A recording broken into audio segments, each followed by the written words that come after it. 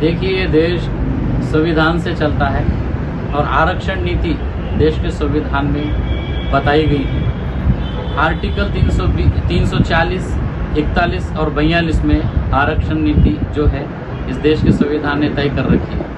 अब एक देश के प्रधानमंत्री वो सिर्फ किसी एक समुदाय से नहीं आते, बल्कि एक संवैधानिक पद पर बैठे हुए एक व्यक्ति है और वो पूरे देश के प्रधानमंत्री है। दुर्भाग्यपूर्ण ये कहना पड़ रहा है कि एक देश के प्रधानमंत्री और उच्च पद में बैठे हुए एक व्यक्ति एक समुदाय को सिर्फ वोट पाने के लिए अगर टिप्पणी करते हैं तो मैं इसे बहुत दुर्भाग्यपूर्ण समझूंगा, क्योंकि पूरे देश के प्रधानमंत्री है। और अगर सिर्फ मुसलमानों को आरक्षण की बात है और कल की जो उनकी बात है, ये तो सरासर गलत है, क्योंकि इस देश के अंदर धर्म के आधार पर कोई भी आरक्षण नहीं है, बल्कि पिछड़ेपन के आधार पर आरक्षण है, जिसका अभ्यास करने के लिए जो है अभ्यासगट नियुक्त किया जाता है और उसके बाद उसकी सिफारिशें जो है सरकार की तरफ जाती है और सरकार उसको आरक्षण के कायदे में तब्दील करता है। इस तरह का प्रोसेस आरक्षण देने पर होता है। लेकिन लोकसभा का सत्र चालू हो गया, इलेक्शन की जो गर्मा गर्मी है, इसमें सिर्फ एक कम्युनिटी को टारगेट करके पोलराइज करते हुए हिंदू बनाम मुसलमान इस राजनीति को सेकने के लिए कल का प्रधानमंत्री का जो स्टेटमेंट है वो आया है और वो बेहद दुर्भाग्यपूर्ण है और बिना किसी संवैधानिक जानकारी के उनका स्टेटमेंट है। उन्होंने पंतप्रधान नरेंद्र मोदी ने कांग्रेस को टारगेट किया है, मुसलमानों को टारगेट किया, तो आप उसके बारे में आपका क्या कहना है? मेरा ये कहना है कि जहां पर लोकतंत्र होता है वहां पर रूलिंग पार्टी अपोजिशन में और अपोजिशन पार्टी रूलिंग पार्टी पे जो है आरोप प्रत्यारोप करते हैं और ये लोकतांत्रिक जो ढांचा है उसकी ये सारी प्रोसीजर है, उसकी सारी ये प्रक्रिया है।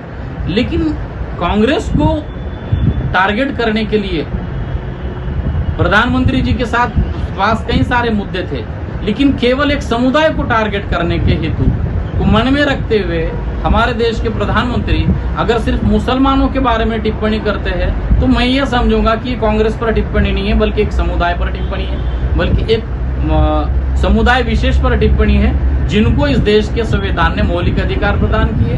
आर्टिकल 12 से 35 के अंदर हमारे मौलिक अधिकार है। आर्टिकल 340, 41 और 42 में आरक्षण के संवैधानिक अधिकार है जो देश के प्रत्येक व्यक्ति को है और अगर वो इसके कक्षा में बैठता है तो आरक्षण का भागीदार है, चाहे वो हिंदू हो, मुसलमान हो या और किसी कम्युनिटी से आने वाला व्यक्ति हो। लेकिन प्रधानमंत्री का स्टेटमेंट बल्कि कांग्रेस पर नहीं बल्कि एक समुदाय विशेष यानी मुसलमानों पर है, इसकी मैं निंदा करता हूँ। इससे पहले कुछ दिन पहले प्रधानमंत्री साहब टिप्पणी और भी आई थी मुस्लिम समुदाय को घुस दिया, इस पर क्या कहेंगे? देखिए, शुरू से भाजपा की जो राजनीति है वो हिंदू बनाम मुसलमान चित्रित करने वाली राजनीति है और इसी चित्र को दिखाकर वो हमारे देश की एकता और अखंडता को खंडित करते हैं और एक समुदाय विशेष को टारगेट करते हुए दूसरे कम्युनिटी को अपना वोट पोलराइजेशन से उनके वोट हासिल करने के लिए ये सारी टिप्पणियां वो करती है। घुसपैठिए इस शब्द का अर्थ अगर प्रधानमंत्री समझे तो मैं समझूंगा कि सबसे ज्यादा घुसपैठिए गुजरात के कच्छ में आए हैं। यहाँ तक कि लाल कृष्ण आडवाणी भी अगर हम देखेंगे तो उनका जन्म पाकिस्तान का है। बहुत सारे ऐसे लोग हैं जिनका जन्म पाकिस्तान का है और वो भारत में आए हैं, इन लोगों को हम घुसपैठिए कहेंगे। घुसपैठिए मुसलमान नहीं बल्कि मुसलमानों की शहादत, इस देश की स्वतंत्रता के लिए मुसलमानों ने अपनी शहादत दी है। शहीदों में सबसे ज्यादा अगर किसी का हिस्सा है तो इस देश के मुसलमानों का है। यहाँ से जब 1857 की लड़ाई से लेकर स्वतंत्रता संग्राम तक मुसलमानों ने जितनी कुर्बानियां दी है उनसे ज्यादा किसी भी समुदाय ने कुर्बानियां नहीं दी है। हमने सबने उस वक्त जो कुर्बानियां दी है सिर्फ भारतीय होने के नाते दी है, हिंदू बनाम मुसलमान के नाते नहीं दी है। तो मैं ये समझूंगा कि जो टिप्पणियां घुसपैठिए की करते हैं ये सिर्फ एक समुदाय विशेष को छेड़ने का और उनको सामने लाकर पोलराइज्ड पॉलिटिक्स करने का एक एजेंडा है, जिसकी मैं निंदा करता हूं। और आपके माध्यम से निर्वाचन आयोग से मैं ये अनुरोध करूंगा कि इसका संज्ञान ले, क्योंकि हमारे देश का लोकतंत्र इस चीज की इजाजत नहीं देता कि जात और धर्म और कम्युनिटी के नाम पर मतदान मांगा जाए या वोट मांगे जाए, जो पूरी तरह से भाजपा कर रही है। ये गैर कानूनी है और ये निर्वाचन आयोग ने इसकी दखल लेनी चाहिए। पंकजाताई मुंडे ने दिन रोड हो या कल जब सभा थी उससे पहले मुसलमानों को यह आश्वस्त किया कि आप मुझ पर विश्वास कीजिए, अगर तुम्हारे बाल को अगर धक्का लगाया तो मैं उसकी जिम्मेदार हूँ। तो इसको कैसा आप देखते हैं? अब कल ही का आप मोदी जी का स्टेटमेंट ले लीजिए। जिस मंच पर प्रधानमंत्री के मंच पर पंकजा मुंडे कहती है कि मुसलमानों को आश्वस्त करती है कि मैं आपके लिए काम करूंगी, वहीं उनका भाषण खत्म होने पर एक देश के प्रधानमंत्री मुसलमानों के खिलाफ टिप्पणी करते हैं। एक ही मंच में अगर दो विचार आपके सामने आते तो आप किस विचार को लेंगे? सबसे पहली बात आपको ये समझनी होगी कि आपके निर्वाचन क्षेत्र में आप अगर मुसलमानों के वोट मांगना चाहते हैं तो आपके पार्टी के जो सर्वोच्च नेता है उनकी पॉलिसी मुस्लिम विरोधी अगर है तो आपको इसका खामियाजा भुगतना पड़ेगा। और कल की सभा से मैं समझता हूं कि पंकजा मुंडे जी को जो मुसलमानों का समर्थन अब तक हासिल था वो अपना समर्थन गंवा बैठी है और वो अब निर्वाचन के इस कार्यक्रम के दौरान आश्वस्त रहे कि मुसलमान उनको उनकी जगह दिखाने पे मजबूर है और मुसलमान अपनी जो मताधिकार का सही उपयोग करने वाले के बीड़ निर्वाचन जो क्षेत्र है इस पर एक मुद्दा कॉमन है, जिसमें रोजगार का मुद्दा होना चाहिए, जिसमें शिक्षा का मुद्दा होना चाहिए, जिसमें स्वास्थ्य का मुद्दा होना चाहिए, जिसमें किसानों की आय दुगनी करने वाला जो आश्वासन मोदी जी ने दिया था वो मुद्दा होना चाहिए, एमएसपी का मुद्दा होना चाहिए। और जो प्राइवेटाइजेशन जो कर रहे हैं सरकारी क्षेत्रों का वो रोकने का मुद्दा इलेक्शन में होना चाहिए। लेकिन पहले और दूसरे चरण के बाद जैसे ही भाजपा के विपरीत परिणाम आने लगे हैं, जैसे ही भाजपा के विपरीत सारी चीजें गतिविधियां होने लगी है तो वहां पर ये मुद्दे सारे हाइड कर दिए गए। और भाजपा की ओर से इसमें एक ही चीज को बार बार आपके सामने प्रदर्शित किया जा रहा है कि मुसलमान कम्युनिटी को कांग्रेस आने पर मुसलमान कम्युनिटी को वो ये सारी चीजें देने की बात कर रहे हैं, उनका जो तुष्टीकरण करने की बात कर रहे हैं। लेकिन पिछले 70 सालों का अगर मुसलमानों का आंकड़ा देखेंगे तो क्या मुसलमानों को इस देश में दिया गया?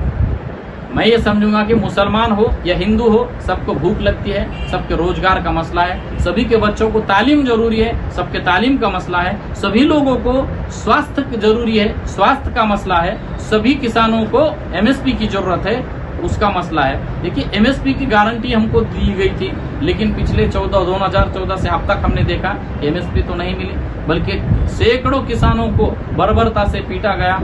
वह कई किसानों की मृत्यु हो चुकी है, कई किसान महाराष्ट्र के आत्महत्या कर चुके हैं, कई किसानों ने मार्च किया, लेकिन किसानों की बात यहाँ कोई नहीं करता। इसीलिए इस बार का जो मुद्दा है, जो संविधान बचाने वाली जो बात है, संवैधानिक जो मूलभूत घटना है और उसका जो ढांचा है, उसको जिस तरह से क्षति भाजपा पहुंचा रही है, इन सारे मुद्दों पर इलेक्शन होने जा रहा है और जनता का मत भी यही है। भीड़ से लेके जो दो कैंडिडेट है भाजपा महायुति के पंकजा मुंडे और महाविकास आघाड़ी के बजरंग सोनवणे, इन दोनों के बारे में आपका क्या ख्याल है? मेरा यह कहना है कि पिछले 10 साल से पंकजा मुंडे जी के घर में खासदार जो पद था वो निर्वाचित हुए थे, वो चुनकर गए थे। हमने देखा कि पिछले 10 साल में इनका जो है अपना खासदार फंड जो है वापस गया, इनका नापास खासदार की सूची में तीसरा नाम आया। इनका रिकॉर्ड हमने देखा तो इन्होंने सिवाय आश्वासन के किसी को कुछ नहीं दिया। जैसे कि पंकजा मुंडे ने हमारे धनगर बांधवों से कहा था कि पहली कैबिनेट में हम आपको एसटी का आरक्षण देंगे, नहीं दिया।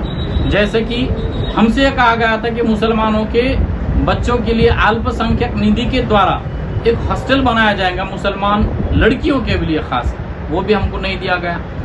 सिर्फ मुसलमानों का मामला नहीं है बल्कि भीड़ के स्थलांतरित मजदूरों का मामला सबसे बड़ा है, जिसमें गोपीनाथ राव मुंडे महामंडल उनके लिए स्थापन करने की और उनके द्वारा कल्याण की बात कही गई थी, वो कहीं पर भी नहीं है।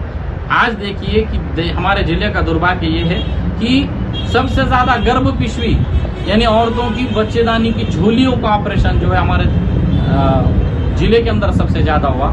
इसी जिले के अंदर जो है सबसे ज्यादा गर्भपात की घटनाएं अमल में आई है।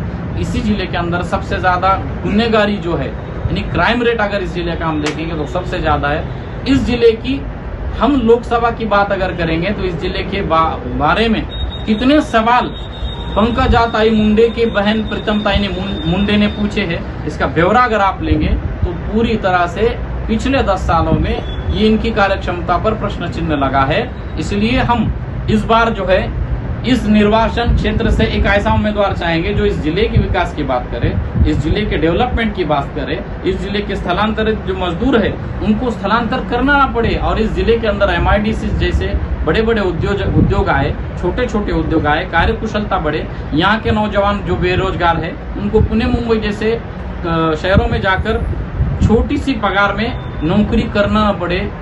ऐसे जो हमारे मसले हैं जो हल करेगा हम उसको इस बार निर्वाचित करेंगे, उसको हम अपना मताधिकार देंगे। लेवल तक अगर हम बात करेंगे तो इंडिया आघाड़ी वर्सेस मोदी सरकार का 38 पक्षों का अलायंस, ये सारी दोनों के बीच में सीधी सीधी टक्कर है। हमारे जिले में अगर हम देखेंगे तो दो प्रमुख दावेदार है, एक बीजेपी के पंकजा मुंडे और एक महाविकास आघाड़ी के सोनू ने पिछली दफा भी इलेक्शन कंटेस्ट किए थे लेकिन कुछ वोटों से उनका पराभव हुआ था।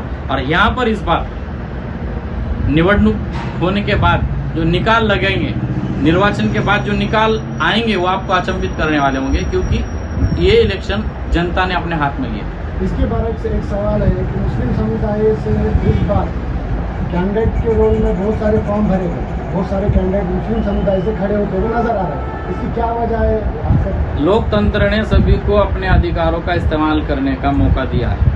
कुछ लोग जो है वो हर बार इसी तरह से एक प्रोपेगेंडा के तहत या फिर किसी एक कैंडिडेट से हाथ मिलाकर अपने पर्चे भरते हैं और पर्चे भरकर मुसलमानों के वोट या अल्पसंख्यक समुदाय के वोट जो महाविकास आघाड़ी की तरफ जाने वाले हैं उसको कहीं ना कहीं डिवाइड करने वाली ये पॉलिसी है और ये छुपा एजेंडा है, क्योंकि ये निर्वाचन जिले का निर्वाचन है और कई लाख वोटों का निर्वाचन है। इसमें ये अपक्ष के जो कैंडिडेट है इनका कहीं नाम उल्लेख भी लेना मैं तो सही नहीं समझता हूँ और जो खड़े हैं उनसे भी अनुरोध करूंगा कि आप वक्त को पहचानते हुए महाविकास आघाड़ी को समर्थन करें और महाविकास आघाड़ी को इस इलेक्शन में जो है हम मदद करें, ऐसी उन्होंने भूमिका लेनी चाहिए। लेकिन मुसलमानों को वोट पोलराइज यानी बांटने वाली पॉलिटिक्स जो है उन्होंने भी की है, ऐसा मेरे को कहीं ना कहीं ये चर्चा कहाँ सुनी जा रही है या सुनने में आ रही है कि महाविकास आघाड़ी ने एक भी मुस्लिम कैंडिडेट महाराष्ट्र में नहीं दिया, इसको क्या कहेंगे? देखो, ये तो आपका सवाल सही है कि महाविकास आघाड़ी ने मुसलमानों का जो है प्रतिनिधित्व देना चाहिए था लेकिन दिया नहीं है। हो सकता है राज्यसभा में वो मुसलमानों को प्रतिनिधित्व दे, हो सकता है आने वाले विधानसभा में वो ज्यादा से ज्यादा मुसलमानों को प्रतिनिधित्व दे, क्योंकि इस वक्त की जो लड़ाई है वो संविधान बचाने वाले बनाम संविधान को तोड़ मरोड़ कर अपने फायदे के लिए इस्तेमाल करने वाले लोगों के दरमियान है। और इसमें मैं समझूंगा कि मुसलमान होना या मुसलमानों का प्रतिनिधित्व होने से बेहतर संवैधानिक ढांचे को क्षति पहुंचाने के लिए जो लोग प्रयास कर रहे हैं उनको रोकने वाले सभी लोगों का प्रतिनिधित्व होना जरूरी है। इसमें सिर्फ मुसलमान या सिर्फ मराठा, सिर्फ दलित या सिर्फ ओबीसी ये इस निर्वाचन में जरूरी नहीं है। जरूरी ये है कि संविधान की रक्षा हो, जरूरी ये है कि हमारे मौलिक अधिकारों की रक्षा हो। और आपकी इस बात से मैं सहमत हूँ। आने वाले राज्यसभा में हो सकता है कि मुसलमानों को जिस तरह से पहले उसे खासदार हुसैन भाई साहब है, राज्यसभा से जिस तरह से फौजिया खान मैडम को संधि दी गई थी उसी तरह से संधि दी जा सकती है, ऐसा मेरा अनुमान है।